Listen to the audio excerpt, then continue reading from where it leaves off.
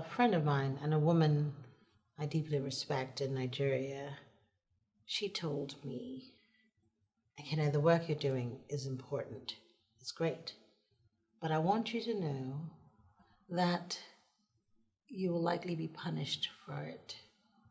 And I remember thinking at the time that she was wrong, actually. I mean, because it's one of the Millennium Development Goals to empower women and promote gender equality. I mean, we know that this work is important and we know that it has value. So, yeah, I didn't believe her. But over time, I came to see that she was right. There would be a cost to this work. It's interesting because I think that when you're pursuing a path and a calling that says you have to be your most empowered self and you as a woman are empowering other women, there's a cost to that. In fact, actually, I remember one trip. I was in Nigeria at the time and I had been doing some work there. It's always a pleasure to do work because I'm Nigerian American. So I'd gone home and done a little work in the empowerment space. And I'd done some workshops and I'd gone on the radio and, just did a little bit of work that made me a bit more visible. And I remember one particular day that was an interesting day in a series of days because I had already experienced a few things that were kind of like, really? Where friends of mine were saying things like their husbands were uncomfortable with them associating with me. I came off the radio show and went directly to a baby shower. And at the baby shower, a woman came up to me. She said, apparently they had been listening to the show before I got there. And she said to me, she said, "If I did what you did, my husband would divorce me." And I remember thinking, what did I do? And she said, "You don't know?" She said, "If I said what you said," I said, "What did I say? What do I?" And I left that conversation feeling a bit confused. Later that night, my husband, who was in a different city in Nigeria, at the time we were both in Nigeria, he called me and he asked me, "What were you doing today?" And I said, "Oh, I was on the radio." He said, "Oh, okay." He said, "What did you say?" I said, "I don't remember, And I honestly am racking my brain right now. And I said, "Why?" He said, "Well, someone called me and said something to me." And I said, "What did they say?" Especially because my husband is the sort of man that doesn't really care what people think, to be honest. So I was kind of surprised at the way the conversation was going. And he said, "Well, a man called me and said to me, 'Odikinulu, Agu Nwanyi.'" And my husband is Igbo, I'm Igbo, which is in the eastern part of Nigeria. "Odikinulu, Agu Nwanyi," what it means is, it is as if you have married a woman lion. You see, the word Agu Nwanyi, the translation literally is lioness. But Agu Nwanyi is one of those words, like many words in the Igbo language, that has a dual meaning. And so often with Igbo, you really need context. And Agu Nwanyi, it depends on the context. See, in certain contexts, Agu Nwanyi is a positive thing. She's a trailblazer. She's handling business. So for example, if a woman's husband has passed away and she takes care of the home and raises the children and is able to do everything, even in the absence of a man, someone might say to her, "Wow, Ibu Agu Nwanyi, you're an Agu Nwanyi, you're doing great things." Or a woman who have done notable things in our society. I remember calling my mom and asking her about it, and she said, "Well, someone like Maya Angelou is an Agu Nwanyi, women who do things, notable things." But the other side of that is also some people use it in a negative context. And this is a woman who doesn't know she's a woman, in a sense, right? A woman trying to be a man, an emasculating woman, a woman who doesn't know her place. Sometimes that's the context in which they were using it. Now, I wasn't there when my husband had the conversation with the gentleman, but from the manner in which he was presenting it to me, it seemed as if it was being given in a negative context. Now, I want you to understand where I was at the time. I was in Nigeria, which is a place that I consider another home, and I had been doing work that was deeply meaningful to me. And here I am hearing all of these things. My husband would divorce me, Agu Nwanyi.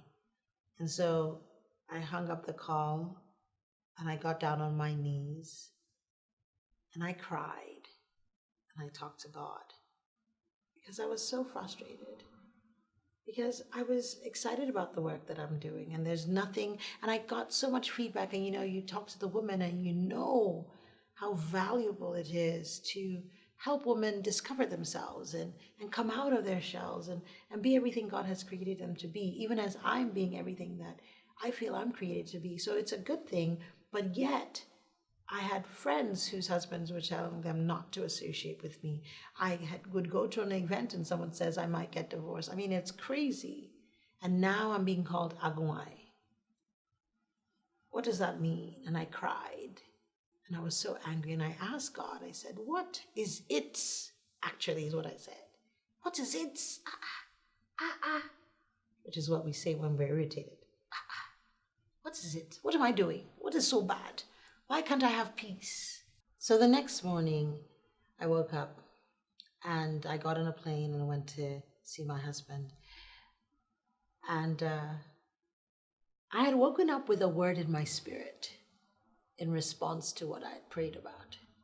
And so when I saw him, I said to him, sweetheart, do you remember this conversation we had about Agu Nwanyi? And he said, yes. I said, can you do a favor for me? The next time someone says to you, Odiki no Agu Nwanyi, I want you to do something for me. Pop your collar and puff your chest out and tell them, but of course, my wife is Agu Nwanyi. You know why?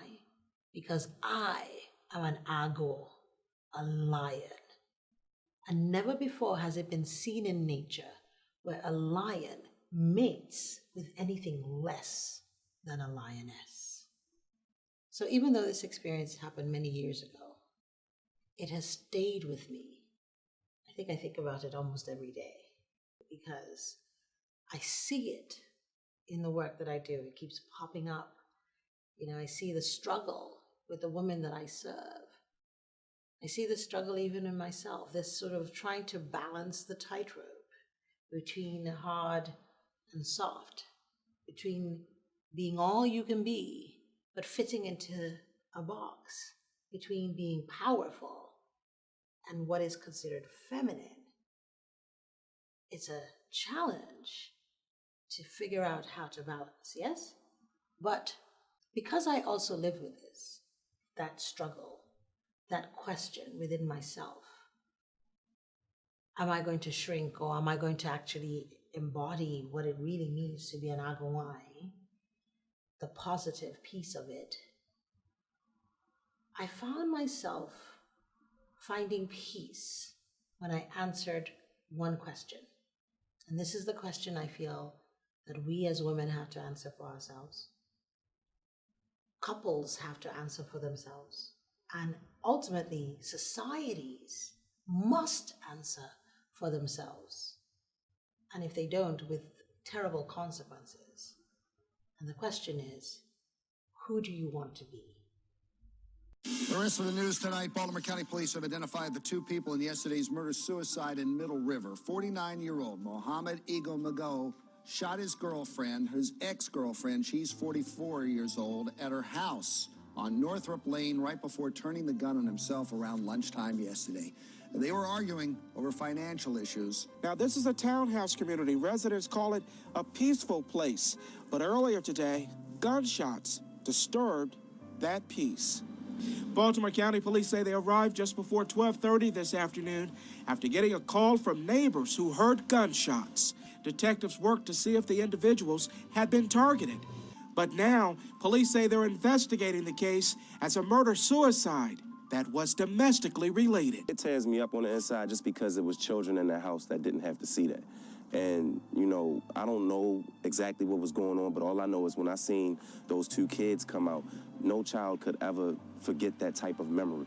Tonight, a community in mourning over the loss of a beloved student and teacher. Authorities trying to determine how the seemingly happy couple unraveled. Anderson posting these videos on Facebook just weeks ago. She is making me really happy. She knows when they ignore me. Well, it makes a happy marriage. David, authorities searched the suspect's home where they uncovered a note he wrote that talked about things in his life that needed closure and feeling disrespected. What we've learned, Rod, is that when it comes in terms of murder cases, I can't remember covering one as awful as this one. We're talking horrifying, cold-blooded murder, we're told, as the result of a domestic dispute, but 4 children killed, allegedly by their father, the mother stabbed and shot, left for dead. Police arrived to this home on Bluebill Way in Sassoon City, and the investigation quickly centered on the crime that happened in this garage between 63-year-old suspect Amarjeet Singh and his 29-year-old daughter-in-law, Shamina Bibi. So specifically in the garage, there was an incident that happened regarding a bicycle. We're not going to go into further detail about it, but he felt that the actions were disrespectful, and then subsequently he armed himself with a hammer. A hammer that police say became the murder weapon.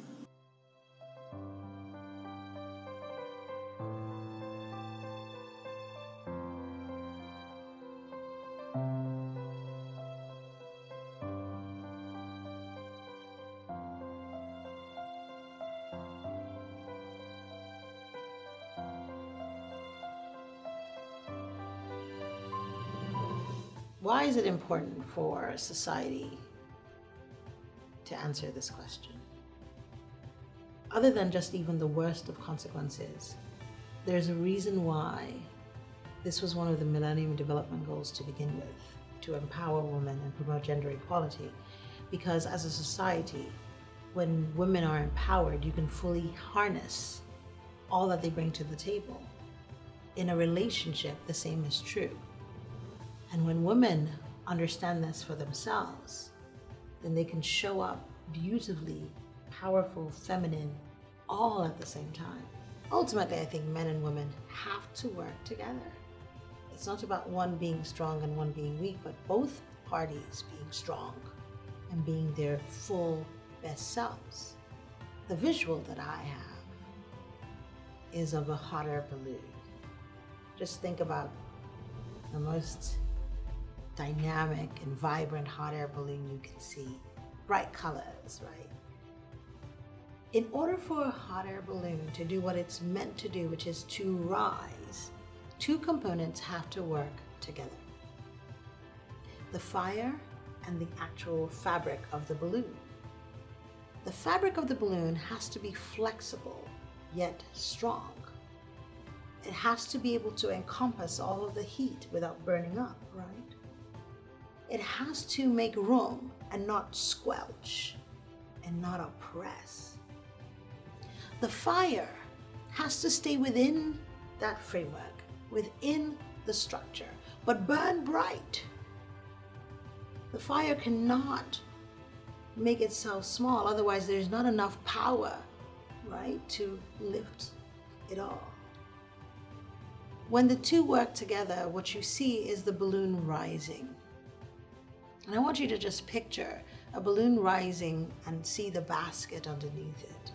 And the basket underneath it is filled with possibility, purpose, children, destiny, the destiny of a society. And so we must work together. And I think this is why I love what was put in my spirit that day in response to that Agu Nwanyi. I love those words that I believe were divinely inspired to remind my man and all men that if we are Agu Nwanyi, it is because also that they are Agu. And if they are Agu, it is because we are Agu Nwanyi. Because it is only a lion and a lioness that can come together to form a pride.